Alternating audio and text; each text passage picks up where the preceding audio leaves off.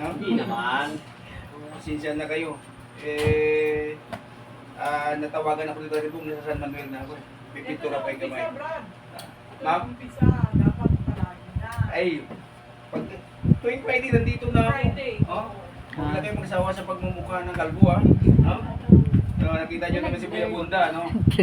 Ngayong hapon, mag-aaral sila ng Panginoon. Tumayo tayong lahat. Basahin natin ating Bible. Sa 2 Chronicle 7 verse 14. Sa inyo yung mga Bible nyo sa 2 Chronicle. Wala yan. Sa old. No? Okay, yan na kayo. Ang sabi ng Bible dito, kung ang aking bayan na tinatawag sa pamagitan ng aking pangalan at magpapumaba at dumadalangin at hanapin ang aking mukha at talikuran ng kanilang mga masasamang mga lakad, aking ang dinggin sa langit at ipatatawad ko ang kanilang kasalanan at pagagalingin ko ang kanilang lupa. Bago tayo magpatuloy, mag-pray tayo.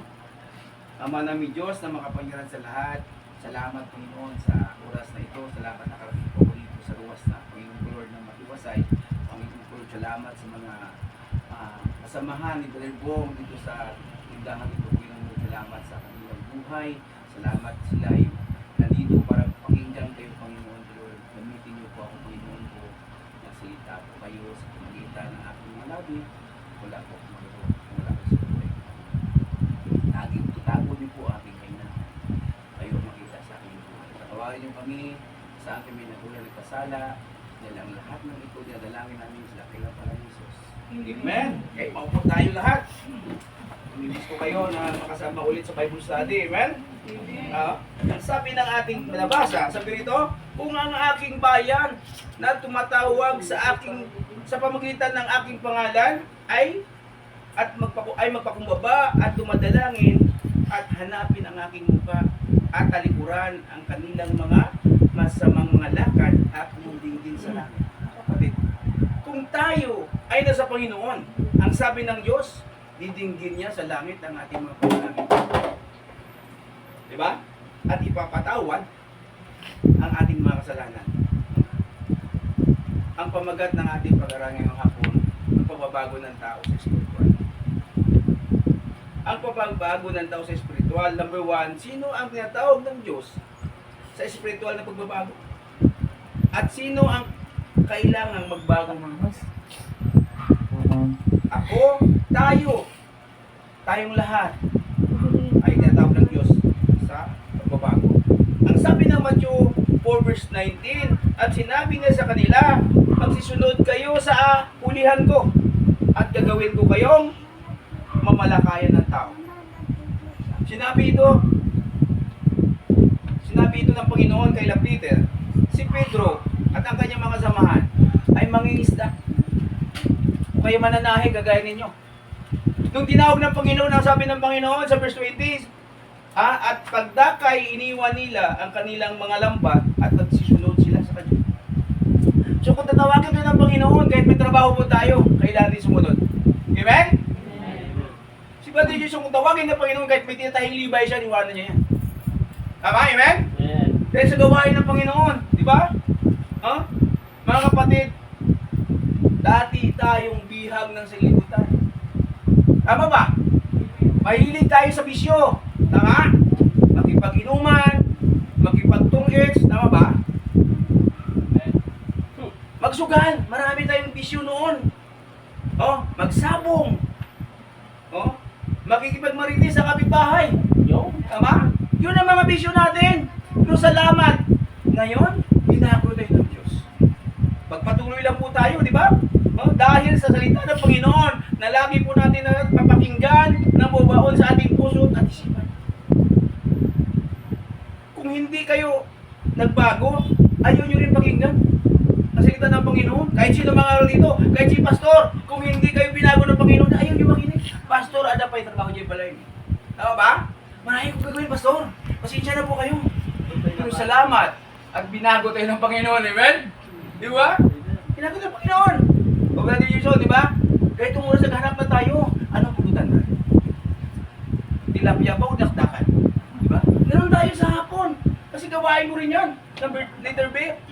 Ano ang halaga ng pagbabago sa atin? Mga kapatid, natuto tayong mag-ayos ng ating mga sarili. Sino ba sa inyo nagsisimba ng kasando at nakasinilas lang ng pantalong butas-butas? Di mo ba? Wala. Salamat na binago ng Panginoon. Noong araw, ang mga, di ba Brad? Pag napunta tayo sa simbahan noong araw, okay lang sa atin na naka-t-shirt, di ba? Ngayon, ano nangyari? Ano suot natin? Barong! Na yun ang suot ng patay, di ba? Ayaw natin nung isuot dati kasi suot lang ang patay ang barong. Di ba? Kung ginagamit mo lang yan sa simbahan. Amen? Sabi ko nga, ang gwapo pala natin. Pag nagsuot tayo ng barong, pumunta kami sa kasalan. Sino ba kasal yun? Kasal ni Michael. Ang gwapo namin lahat. Para kami lahat ibuburo. Yun ang suot ng Krisyano, amen? Di ba?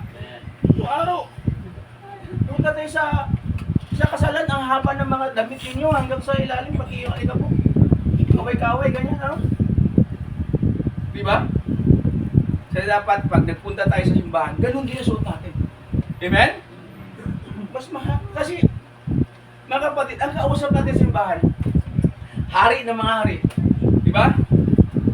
Lord of Lord. Kaya dapat nakabase po tayo. Presentable dapat ng mga itsura natin. Kahit hindi ba katiwalaan ng itsura nito. Ako pala, sorry ba? Kahit hindi ba katiwalaan ng itsura, dapat na sa simbahan, parang pagkatiwalaan ka. Di ba? Oh? Na dapat nakabase tayo ng maayos. Kung totoong tinanggap mo ang Panginoon, sa puso mo, na Panginoon na tagapagligtas, pagdating sa pang-aaral na salita ng Panginoon, dapat effective po tayo sa Israel. Si Brother Dicio, nakita mo ba yung tsura nun?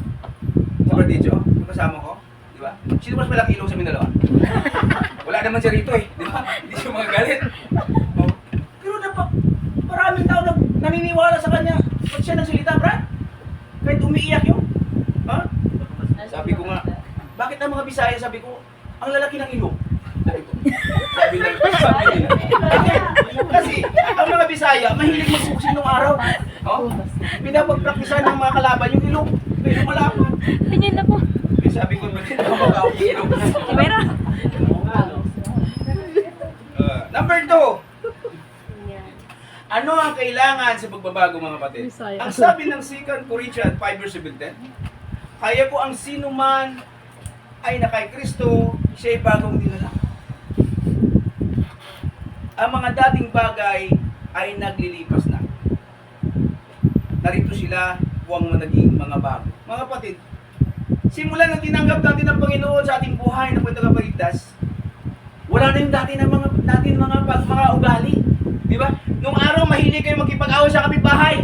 Tama ba? Ayaw nyo magpatalo. Nakakapitan kayo. Ha? Kung tinanggap nyo ng Panginoon, bago na kayong nilang. Wala na yung dati. Di ba? Dati ang iniinubrad, hit horse. Ngayon, gin na lang. Tama ba? O hindi yun. Dapat wala na tayong bisyo. Amen? Kumahin na yata. May bisyo pa ba tayo ngayon? Mahilig pa rin ba tayo magbara? No. Dito dapat magpakumaba po tayo kung tayo ay Kristiyano. Ibig sabihin, noon kung nakipag-away tayo sa kapitbahay natin, o kung sino-sino diyan, kung binago tayo ng Diyos, dapat magpakumaba po tayo. Wala na magiging maayos sa buhay natin kung tayo ay mayabang. Sabi ko nga, minsan nagpapatakbo ka sa kalsada, may biglang motor na malaki ang malakas ang tunog. Anong sasabihin mo, Brad? Mas mayabang ito. Di ba? Kaya ko rin naman yung ginagawa niya. So dapat kung Kristiyano tayo, kung baba po tayo, di ba ba? Kami ni Brother Bong, pag pumunta kayo biyahe long distance, pag may mabilis sa amin, nagpatakbo, kung mag-overtake sa amin, minsan napipikoting mo. Kasi mas maganda sa kayo namin, mas mabagal kami magpatakbo, di ba? Gusto niya namin habulin. Kaya sabi nga, kung tayo ay nasa kay Kristo, lagi po tayo mapakupo. Diba? Letter B, manalangin. Bilang Kristiyano, mga kapatid, hindi mo kayang mabuhay o hindi mo kayang mag-isa kung wala ang Diyos sa buhay. Amen ba? But, letter C, pagsisi, bilang tao na binago ka ng Diyos, handa mong iwanan ang iyong mga kasalanan. Diba? Ano ba ang ating kasalanan? Minsan, mahilig tayo magkipagchismisan. Diba? Sa ating mga kasamahan. O, kung dati kang lasinggo, Brother Gerson, paano ka makaalis sa bisyo mo? na ayaw mo na balikan ang pag-iinom. Bilang Kristiyano, dapat anuman ang bisyon natin noon, dapat wala na sa atin ngayon. Amen? Sabi nga, dapat pagligtas ka, isurrender mo ang lahat ng mga bisyo mo sa Panginoon. Hayaan mong alisin ng Panginoon yung mga bagay na hindi ka nais-nais sa paningin mo at ilapit mo ang sarili mo sa Panginoon Diyos. Ako marami akong pinadadaan. Negosyo, pamilya, masalimuot na buhay. Pero yan lahat ay pagsubok ng Panginoon sa atin. Sino ba sa inyo walang problema? Sino wala sa inyo pera? Taas kamay. Ay, pareho tayo walang pera. Di ba? Dumadami sa problema. Financial, family, dumadami sa ganyang sitwasyon. Pero yun ay pagsubok ng Panginoon sa buhay natin na dapat natin tanggapin. Kaya kailangan natin ilapit sa Panginoon ano man ang ating mga hinaing o kaya kailangan sa Kanya. Kasi siya lang naman makatulong sa atin. Tayo kasi ganito. Pag wala tayong pera, hindi po tayo manalangin, mag-abang po tayo ng Mumbai. Tama ba? Amen? Oo, di ba? Abang ka ng Mumbai. Mas madali ang Mumbai kausapin sa Panginoon. Di ba? Di ba, Brad? Oo. Pero huwag natin gawin to. Pupunta tayo, ang Panginoon kausapin natin. Amen? Ibibigay ni Lord. Huwag ka lang mag-apura na ibibigay ng Panginoon. Lord God, laki ng tama sa luto. Bigyan mo naman ng bigit-bigit ka pa, sana naman. Ganun ka, di ba? Kasi ganyan ako dati, Brad. Hanggang ngayon, di pa ako nanalo ng luto. Pero sa Panginoon kalawari, ibibigay ng Panginoon ang kailangan mo. Amen? Number 3, ang bilis natin. Patapos na tayo. Kasi alam ko, uwi pa kayo eh, no? 4:30, tapusin natin ng alas 4:45. No? Number 3, resulta ng pagbabago. Sa tingin mo, pag sumunod ka sa Panginoon at inupad ang kanyang inupad ang pagbabago, ang pangakong pagbabago, o sumunod ka sa Panginoon at tuparin mo na magbago ka na, ano kaya ang resulta? Mga kapatid, ano sabi rito? Ang iyong panalangin ay kanyang pagkikita. Amen? Dahil umapit tayo sa Kanya. Ako, marami na akong prayer na sinagot ng Panginoon.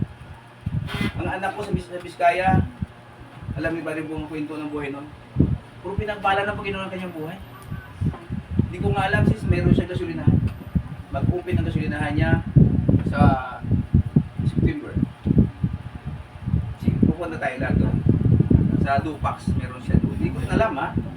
Ngayon lang din naman gawin ito sa akin. Tapos ginawa siyang dealer ng isang company. So, ang utang ni Sir Dada, bago siya iniwan ni Pastor, 25 million. 25 million? Laki, di ba?